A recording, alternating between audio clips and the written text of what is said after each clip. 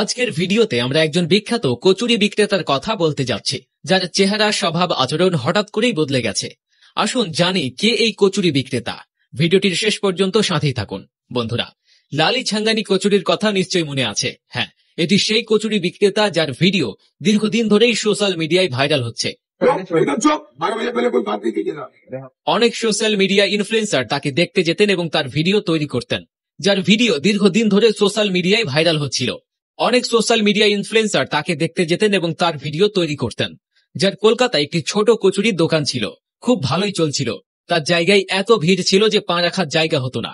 আপনি অবশ্যই ইউটিউব এবং ফেসবুকে লালি কচুরিওয়ালাজির অনেক ভিডিও দেখেছেন, তবে তার ভিডিওতে অন্যান্য বিক্রেতাদের ভিডিও থেকে আলাদা কিছু ছিল। এটা কি ছিল আমরা আপনাকে বলে রাখি।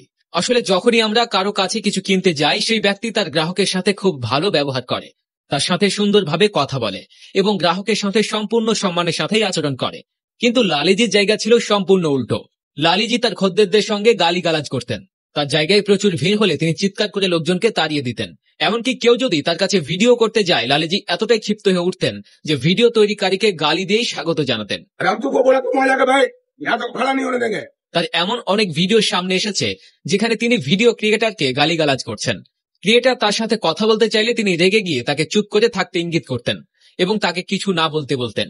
লালিজি তার কচুরির দোকানে ছোলা এবং আলুর তরকারি এবং কচুরি বিক্রি করেন। কথিত আছে তাদের কচুরির স্বাদ খুবই ভালো, তাই সেখানে ভিড় লেগেই থাকে। এইসব জানার পরে কিছু ভিডিও ক্রিয়েটর তার কাছে পৌঁছেছিল, যাতে তারা তার ভিডিও তৈরি করে তার কচুরি দূর দূরান্ত ছড়িয়ে দিতে পারে। কিন্তু সম্ভবত লালিজি এটা পছন্দ করেননি এবং তিনি খুব বেশি বিখ্যাত হতে চাননি। এই কারণে তিনি ভিডিও ব্লগারদের সাথে দুর্ব্যবহার করতেন এবং তাদের গালিগালাজ করে বিদায় করতেন। অনেকবার এই ধরনের ভিডিও সামনে এসেছে। যখন কোনো ক্রিয়েটর কচুরি খেতে চাইতেন, তখন লালিজি তাকে শেষ বলে বিদায় করে দিয়েছিলেন। এরপর তার ভিডিওগুলো বেশ ভাইরাল হয়ে যায়। তবে এবার আসল কথা বলি। কিছুদিন আগে লালিজির একটি পোস্ট ভাইরাল হয়েছিল, যেখানে লালিজি তার কচুরির দোকানে অলস বসে আছেন। একটা সময় ছিল যখন তার দোকানে ক্রেতাদের ভিড় ছিল এবং পা রাখার জায়গাও ছিল না। আজ সেখানে একজন ক্রেতাও দেখা যাচ্ছে না এবং লালিজিকে বসে বসে মাছি মারতেই দেখা যাচ্ছে। লালিজি, যিনি একসময় লোকেদের গালি দিয়ে সম্বোধন করতেন, তিনি আজ তার দোকানে মুখ বন্ধ করে বসে আছেন, কারণ তিনি খদ্দের পাচ্ছেন না। এগুলো দেখে বললে ভুল হবে না যে একজন মানুষের কখনোই তার ভালো সময় নিয়ে গর্ব করা উচিত নয়। একজনের ভালো সময়ে মানুষকে হতাশ করা উচিত নয়, কারণ সময় অবশ্যই পরিবর্তিত হয় এবং লালি ছাঙ্গানি কচুরি বিক্রেতার সাথে একই রকম কিছু ঘটেছিল।